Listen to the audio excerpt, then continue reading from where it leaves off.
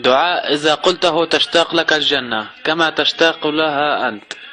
قال جبريل عليه السلام: يا محمد، والذي بعثك بالحق لا يدعو أحدا بهذا الدعاء إلا غفرت له ذنوبه، واشتاقت إليه الجنة، واستغفر له المكان، وفتحت له أبواب الجنة، فنادته الملائكة: يا ولي الله، ادخل من أي أبواب الجنة شاء.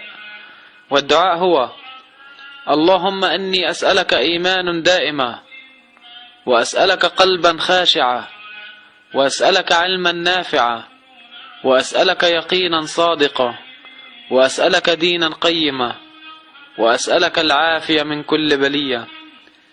يا فارج الهم يا كاشف الغم، فرج همي ويسر أمري، وارحم ضعفي وقلة حيلتي، وارزقني من حيث لا أحتسب يا رب العالمين. قال رسول الله صلى الله عليه وسلم: من أخبر 7 من الناس بهذا الدعاء فرج الله همه، فقط أرسلها بنية الفرج.